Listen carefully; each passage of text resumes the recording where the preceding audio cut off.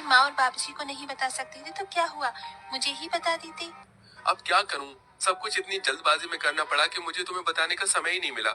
चलो कोई बात नहीं, शादी मैंने ऐसे ही कर ली, लेकिन मैं रिसेप्शन पार्टी बहुत अच्छे से करूंगा। उसमें तुम अपने सारे अरमान निकाल लेना मेरी प्यारी बहना। हाँ हाँ क्यों नहीं, आखिर मेरी भाभी आई है, इकलौते भाई की इकलौती भाभी। हिमांशी का व्यवहार देखकर और उसका पहनावा देखकर सलोनी अपने मन ही मन सोच रही थी, मेरी ननद तो बहुत खूबसूरत, सुंदर और गोरी है। काश कि मैं भी इतनी गोरी और सुंदर होती तो अच्छा होता, लेकिन मैं अपनी ननद की जैसी नहीं हूँ, मेरा रंग सांवला है। सलोनी अपने मन में ऐसा सोचकर अपना मुंह लटका लेती है। कुछ देर बाद हिमांशी सलोनी को अपने भाई के कमरे में लेकर आती है। भाभी जी, आपको अगर किसी भी चीज की जरूरत हो तो मुझे बता देना, मैं यहीं पर हूँ, आवाज लगा देना, मैं आ जाऊंगी और आपकी मदद करवा दूंगी। अभी तो मुझे किसी भी चीज की जरूरत नहीं है ननन जी, लेकिन अगर किसी चीज की जरूरत होगी तो मैं आपको तुरंत बुला लूंगी। आप चिंता मत करो, आपके अलावा इस घर में मेरा है भी कौन जो मुझे समझ सके। एक भाभी के लिए एक ननन बहुत मायने रखती है, आप तो इस चीज को समझती हो ना। हाँ हाँ क्यों नहीं मेरी प्यारी भाभी, बिल्कुल समझती हूँ, आप चिंता मत करो, मेरे रहते इस घर में आपको कभी किसी चीज की परेशानी होगी ही नहीं। ऐसा बोलने के बाद हिमांशी अपने भाई के कमरे से बाहर आ जाती है। थोड़ी ही देर बाद हिमांशी अपने कमरे में जाती है और एक नया सा सूट पहनकर अपनी भाभी के कमरे में आती है। अरे भाभी, अभी तक आप तैयार नहीं हुई हो, रुको मैं आपको तैयार कर देती हूँ। हिमांशी अपनी भाभी सलोनी को तैयार करने लगती है। तभी सलोनी देखती है कि हिमांशी ने बहुत सुंदर और प्यारा सूट पहना होता है। वो शीशे में अपनी ननद को देखते हुए कहती है, क्या बात है ननद जी, तुम्हारा ये सूट कितना प्यारा लग रहा है, तुम्हारे गोरे रंग पर खिल रहा है। मेरा रंग काला है ना, तो मेरे ऊपर ऐसे कपड़े अच्छे नहीं लगते। मैंने कई बार ऐसे कपड़े देखे हैं, लेकिन मेरा रंग और बेकार लगने लगता है।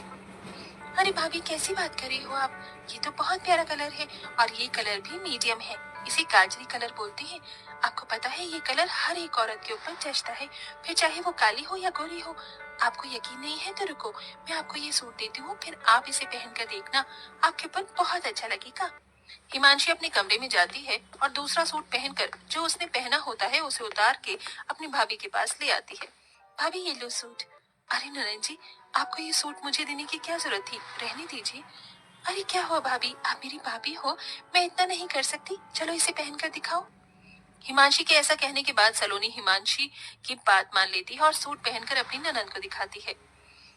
देखो ननन जी कैसा लग रहा है। पहले तो मुझे लग रहा था कि मेरे रंग के ऊपर ये अच्छा नहीं लगेगा, लेकिन मेरे सामने रंग के ऊपर ये मुझे बहुत अच्छा लग रहा है। हाँ हाँ क्यों नहीं भाभी, आपके ऊपर ये रंग बहुत अच्छा लग रहा है। कलर कुछ नहीं होता भाभी, पहनने का तरीका होना चाहिए। आपके ऊपर ये सच में बहुत अच्छा लग रहा है, आज से आप इसे अपने पास ही रख लो। हिमांशी ऐसा कहकर अपनी भाभी को तैयार करने के बाद मुंह दिखाई के लिए लेकर आती है, जहाँ सब बहुत अच्छे से उसकी मुंह दिखाई की रस्म करते हैं और सभी उसे शगुन देते हैं। साथ में हिमांशी भी एक प्यारा सा तोहफा अपनी भाभी को देती है। भाभी, मैं आपके लिए ये इतना प्यारा सा तोहफा लेकर आई हूँ, इसे हमेशा अपने पास ही रखना। आप तो बहुत अच्छी हो ननन जी, आपका बहुत बहुत शुक्रिया। इस तरह हिमांशी अपनी नई भाभी के आने पर बहुत खुश होती है, लेकिन सलोनी बहुत ही चालाक होती है। उसे जो भी चीज हिमांशी की अच्छी लगती है वो उससे लेने के चक्कर में उसके सामने ऐसा दिखावा करती है जैसे उसके रंग की वजह से उसके ऊपर कुछ भी अच्छा लगता ही नहीं।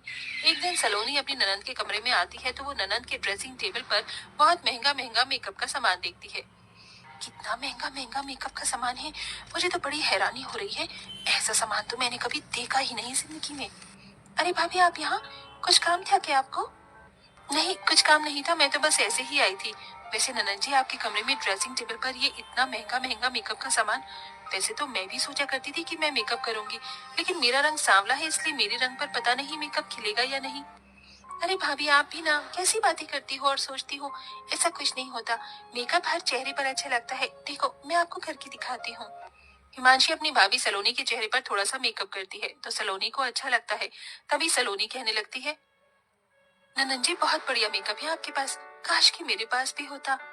होने की क्या बात है भाभी जी, ये है ना, आप इसे रख लो, मैं अपने लिए और मंगा लूंगी, आपके पास रहे या मेरे पास रहे, कौन सी बड़ी बात है।